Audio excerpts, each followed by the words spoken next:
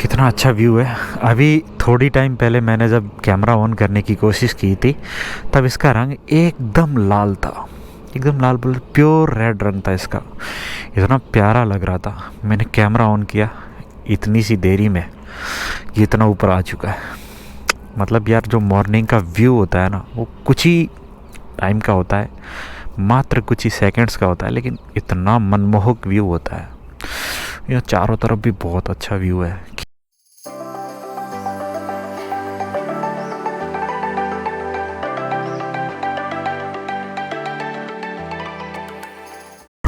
Hello दोस्तों, स्वागत है आप सभी का और एक नई फ्रेश और मज़ेदार वीडियो में। दोस्तों सुबह का समय हो रहा है, 5:30 करीब होने वाली है, 5:20 हो रही है।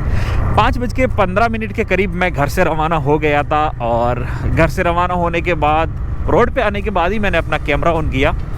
तो दोस्तों सुबह का हाल कुछ ऐसा है कि हल्की हल्की ठंड है और बहुत मज़ा आ रहा है राइड करने में। मतलब इतना मस्त वेदर है ना ये राइड करने के लिए। मैं कहूँगा कि ये जो दीपावली के पहले का जो समय होता है, खासकर हमारे राजस्थान में राइड करने के लिए ना बहुत अच्छा टाइम होता है। मतलब बहुत मज़ा आ रहा है इस मौसम में राइड करके। हल्की हल्की ठंड और ये फिर राजस्थान के नज़ारे, मज़ा ही कुछ और आता है। तो दोस्तों आज की इस राइड में हम राइड करने वाले हैं बाड़मेर से।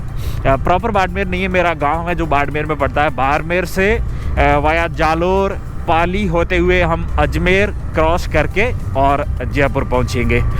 तो दोस्तों आइए मज़ा लीजिए मेरे साथ इस राइड का और व्यू एंजॉय कीजिए।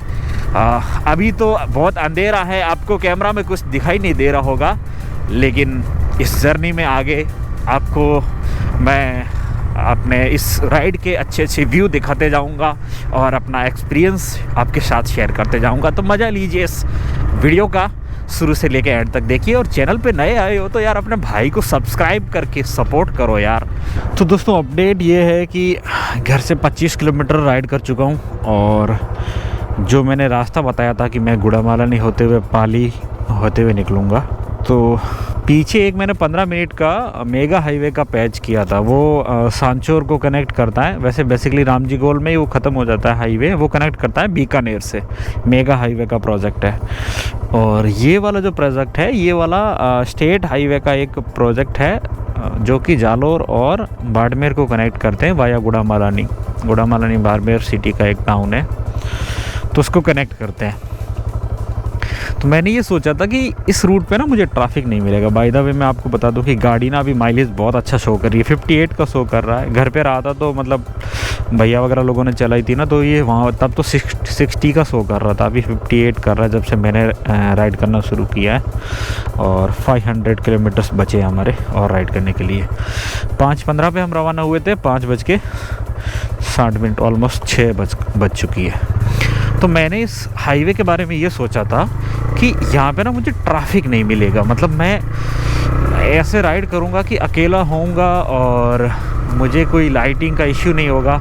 ऑल्दो मुझे यहाँ पे कोई लाइटिंग का इश्यू नहीं हो रहा है, मतलब ठीक ठाक सफिशिएंट लाइट है मेरे पास। अभी जितनी लाइट है मैं उस लाइट में 60 की स्पीड पे क्रूज़ कर सकता हूँ।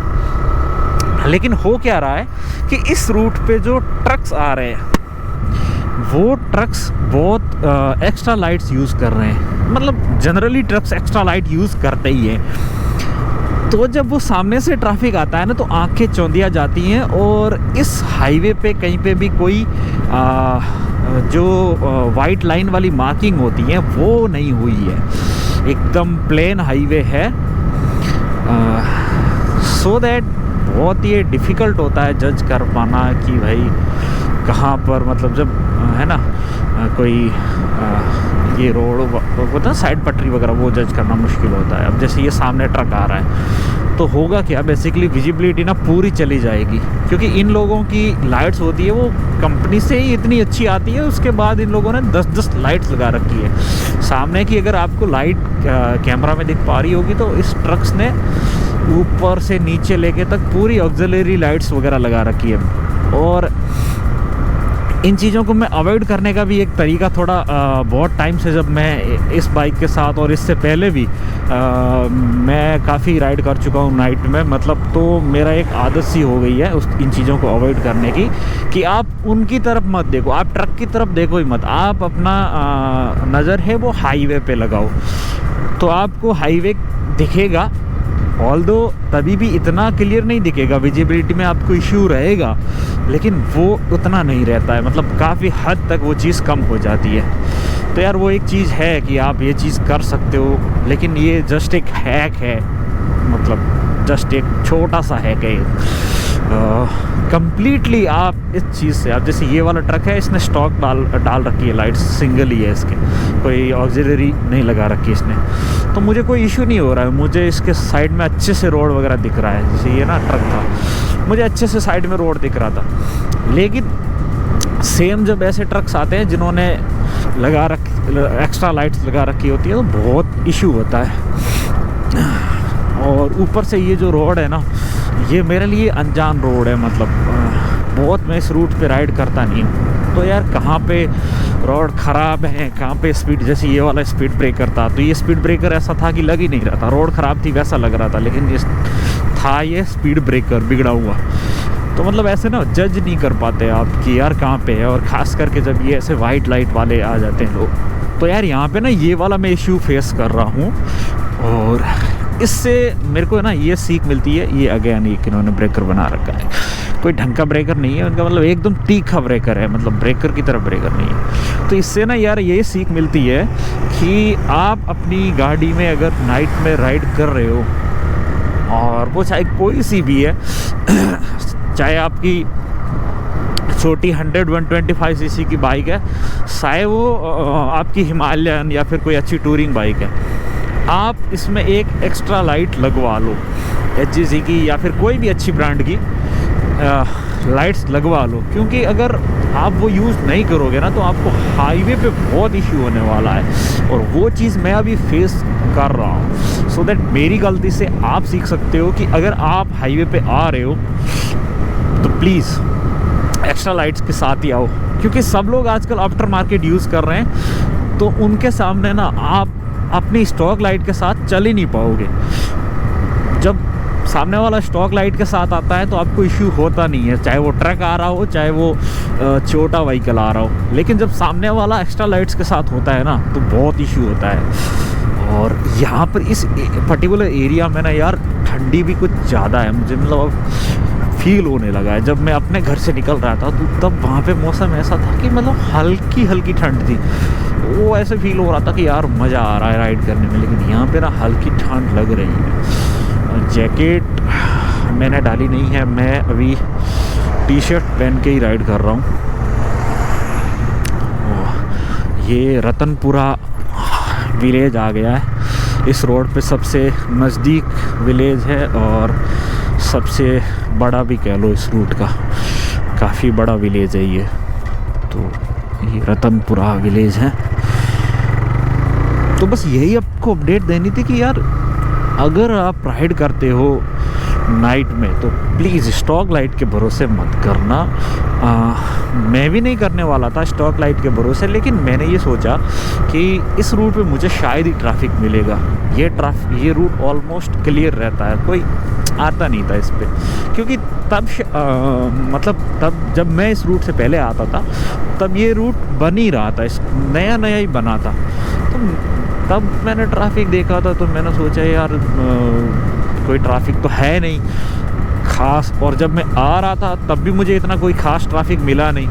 तो मैंने ये सोचा था कि यार होगा ही नहीं ट्रैफिक, क्लियर मिलेगा मुझे और मैं बढ़िया से एंजॉय करने वाला हूँ। जैसे आपको बताया मैंने राइड के शुरुआत में कि नहीं यार मैं तो बहुत एंजॉय करने वाला हूँ ये पाली तक का पैच, और लेकिन ऐसा कुछ नहीं है।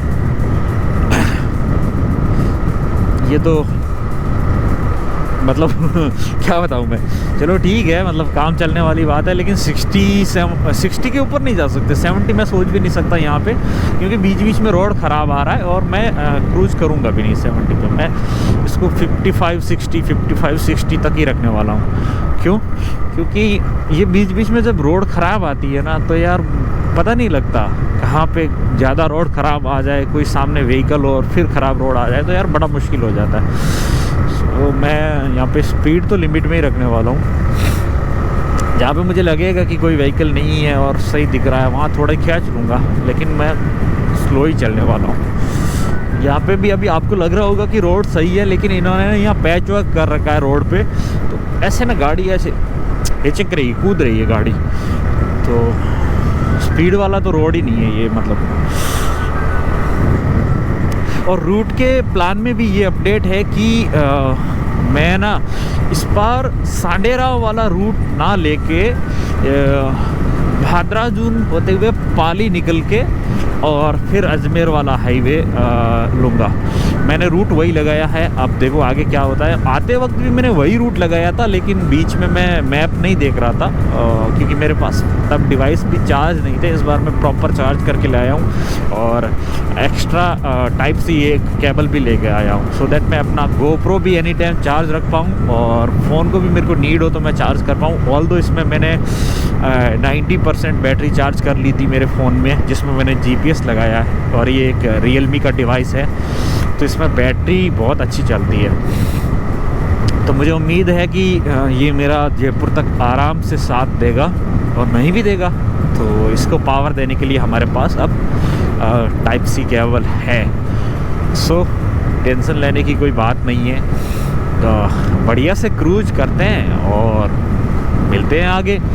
जब दिन हो जाएगा तो फिर मैं रिकॉर्ड करूँगा। ये तो मुझे एक अपडेट देनी थी आपको कि अगर आप लोग नाइट में राइड कर रहे हो अपनी स्टॉक लाइट के भरोसे, तो आप क्या चीज़ें फेस कर सकते हो। तो ये जस्ट आपको एक अपडेट करना था। सो मिलते हैं आगे। दोस्तों सुबह हो चुकी है, आप मेरे लेफ्ट हैंड साइड में देख पा रहे हैं हल्की हल्की सी लाली चाहिए। सूरज देवता दर्शन देने की तैयारी में है। और मैंने रतनपुरा क्रॉस करते ही पीछे ब्रेक लिया था, मैप में कुछ इशू आ गया था, ये प्रॉपर शो नहीं कर रहा था, तो उसके लिए मैंने ब्रेक लिया था। और उसके बाद फ़ोटोज़ मैंने देखा कि अच्छी आ रही है, मैंने स्टोरी और फ़ोटोज़ वगैरह कैप्चर किए। उसके बाद जब मैंने GoPro को चालू करने की कोशिश की तो ये GoPro ना चालू नहीं हो रहा था। इसमें चार्जिंग वाली लाइट है वो आ रखी थी, इसको मैंने पावर बैंक से कनेक्ट किया हुआ था और मैं साथ में रिकॉर्ड भी कर रहा था। हो जाता है इसमें रिकॉर्ड, कोई इश्यू नहीं आता, लेकिन ये पता नहीं क्यों ओवर चार्जिंग की वजह से कि स्टक हो गया था, ऑन ही नहीं हो रहा था। और ऐसा अक्सर बहुत लोगों ने GoPro में नोटिस किया भी है। फिर मैंने इसका वही इलाज है कि ये बैटरी निकालो, बैटरी निकाल के और दोबारा लगाया तो ये अब रिकॉर्ड करने लग गया। और इसके बाद अब मैं ये करने वाला हूँ कि इसकी बैटरी जब समवेयर अराउंड 50-60 के करीब जाएगी ना, तब इसको चार्ज लगाऊंगा। जब मैंने इसको लगाया था तो तब ये ऑलमोस्ट 100% था और मैंने कनेक्ट कर दिया था कि ये अब इसकी बैटरी डाउन जाए ही नहीं। लेकिन लगातार बीच में GoPro ऑफ था तो कुछ ज़्यादा ही ओवर चार्ज हो गया होगा शायद, तो फिर ये ऑन नहीं हो रहा था। अब सुबह हो गई है, ये रोड ऐसी है वो तब अंधेरे में दिख नहीं रहा था, मतलब बाइक की लाइट से। जगह जगह पे ये पैच वर्क हो रखा है, जैसे ये आगे ये पैच वर्क हो रखा है, तो ना उस टाइम पे तो खींच नहीं पा रहे थे, लेकिन अब कोई इशू नहीं आएगा। अब बढ़िया से गाड़ी है जो अपन 80-85 पे क्रूज़ करेंगे और जैसे ही 4 लेन पे आ जाएंगे देन 85-95 आराम से क्रूज़ करेंगे, कोई इशू नहीं आने वाला।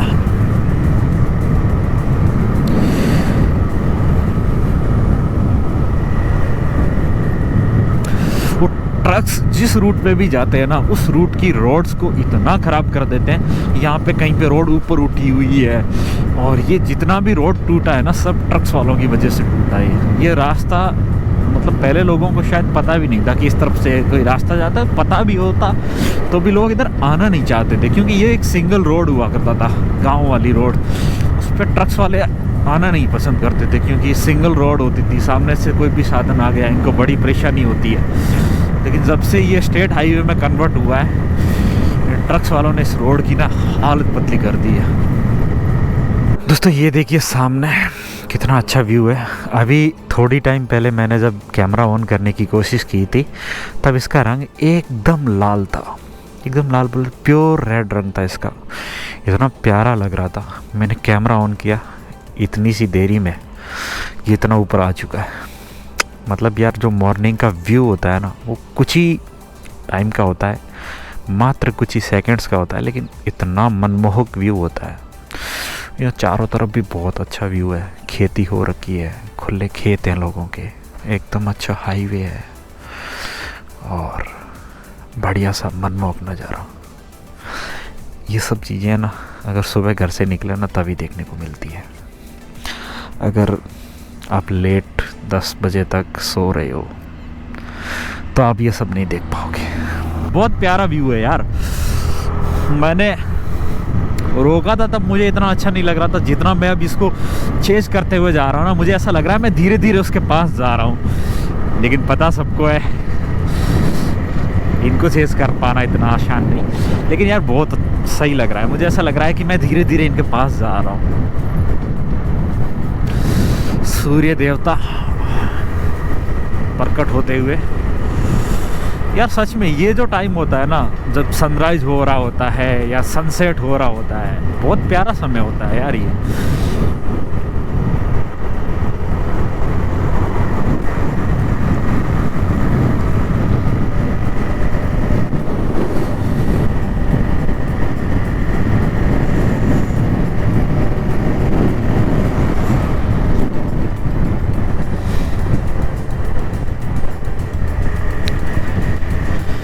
ट्रक वाले ने पीछे ले रखा है देखो और तरसो। मतलब आप भी इस व्यू को देखो और तरसो, एंजॉय करना है तो अर्ली मॉर्निंग घर से निकलो और फिर देखो। अदरवाइज जैसा भाई ने लिखा है, देखो और तरसो।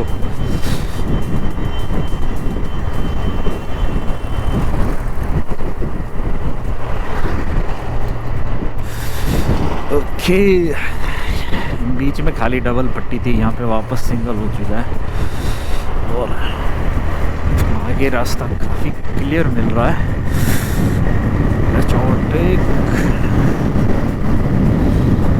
आगे भी क्लियर है। पहले सूर्य भगवान इस तरफ थे, अब इस तरफ आ चुके हैं वापस।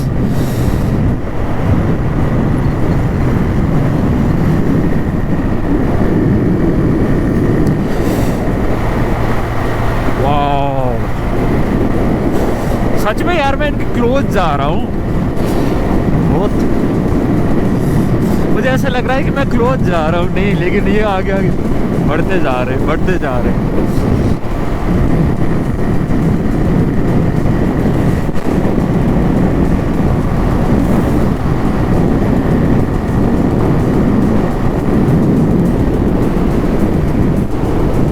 अभी मैंने बाइक को इको मोड में लगा रखा है और ये 93 पे जाके एक झटका देती है। इको मोड में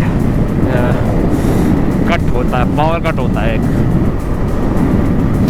अब पावर में स्विच कर लिया है, लेकिन जब तक मैं इसको रोक के दोबारा चालू नहीं करूँगा ना, तब तक ये पावर में नहीं जाएगी, तब तक ये इको में ही रहेगी। और स्क्रीन में भी आप देख रहे हो इको और पावर दोनों एक साथ ब्लिंक कर रहे हैं, मतलब ये तब तक इको में ही रहेगी। पावर में जाने के लिए एक बार कंप्लीटली इसको न्यूट्रल करके और ब्रेक लेना होगा, उसके बाद से ये पावर में चली जाएगी।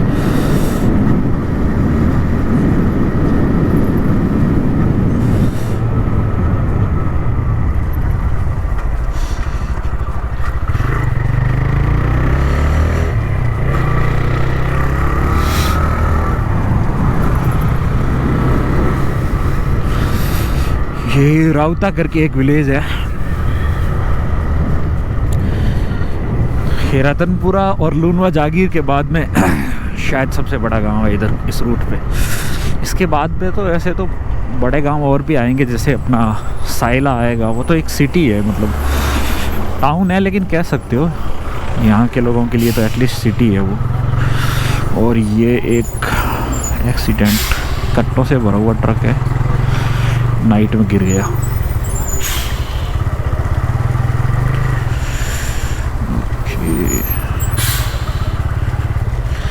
एक ट्रक वाले भाई साहब ये बहुत धीरे धीरे ले रहे हैं।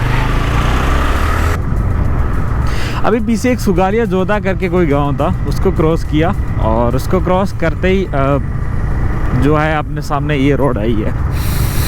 अब ये रोड कनेक्ट कर रही है भादराजून को, और भादराजून से होते हुए आगे हम मिलेंगे ब्यावर वाली रोड पर।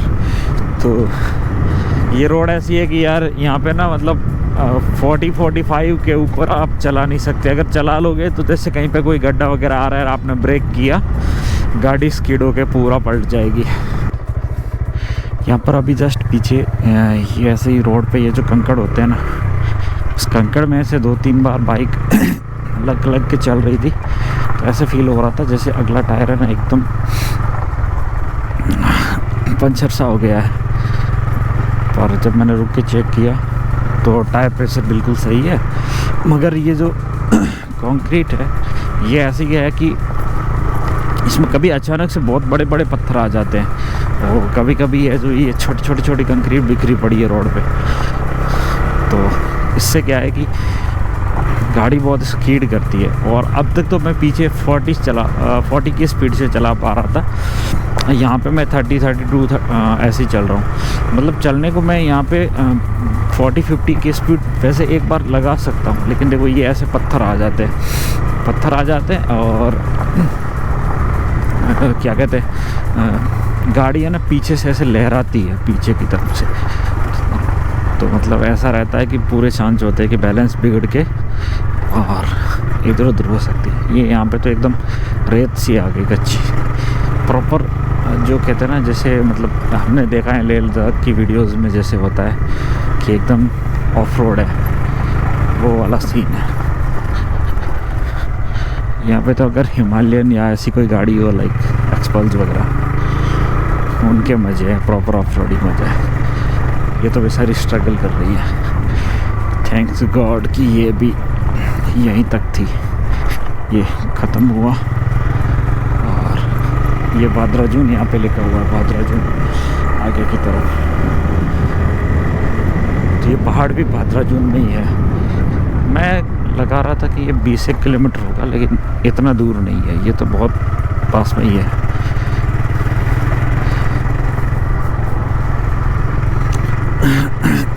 ये जो मिट्टी पड़ी है रेत सड़क के ऊपर, ये ऐसे लगने में लगता है कि क्या है, मिट्टी इसके ऊपर से निकल जाएगा, लेकिन जब बाइक निकलती है ना ऐसे लहराती है ऐसे। और यहाँ के जो पहाड़ है ना वो भी कुछ अलग है, मतलब जैसे नॉर्मल पहाड़ होते हैं वैसे नहीं है। यहाँ के पहाड़ ऐसे हैं कि पूरे रेत से सने हुए हैं। ये रहे इस तरफ 2-3 पहाड़ पूरे रेत से सने हुए हैं।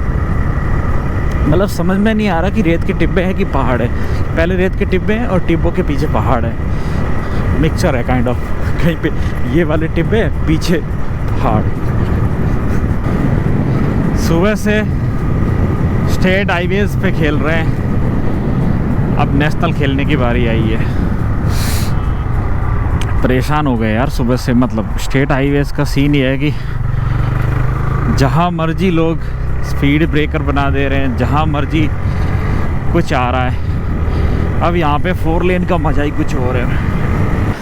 फाइनली दोस्तों 12:30 बजे के आसपास ब्यावर में ये भाग्यवान भोजनालय के नाम से एक फैमिली रेस्टोरेंट मिला। प्रॉपर फैमिली रेस्टोरेंट है, मतलब ढाबा टाइप से ही है, भोजनालय है, लेकिन प्रॉपर फैमिली रेस्टोरेंट है। अंदर सिटिंग और हाइजीन वगैरह काफ़ी अच्छा है, वेल मेंटेन्ड है। और खाना एकदम बढ़िया खाना था, देसी खाना, पंजाबी, राजस्थानी और गुजराती तीनों ऑप्शन थे, और बढ़िया खाना था, अफोर्डेबल भी था। मैंने 2 सब्जियां ली और छाछ और रोटी वगैरह सब मिला के, और उसमें पानी का बोतल भी शामिल। 400 रुपये का बिल बना, जो कि यार अफोर्डेबल ही कहा जाएगा, क्योंकि आज के टाइम पे आप कहीं पे भी ऑर्डर करोगे तो 100 रुपये की तो मिनिमम सब्ज़ी होती ही होती है। मिनिमम बता रहा हूँ मैं, एक नॉर्मल से ढाबे की, और अच्छे ढाबे पे जाओगे तो 150 रुपये की आपको मिनिमम एक कोई भी ग्रीन सब्ज़ी मिलेगी।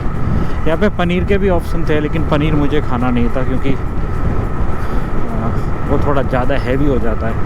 फिर मैंने भिंडी फ्राई और दही तड़का और रोटी, छाछ, सलाद, ये सब एंजॉय किया। बढ़िया खाना था। तब तक मेरे फ़ोन भी चार्ज हो गए। So guys, finally after a 12 hours long ride we are back in Jaipur.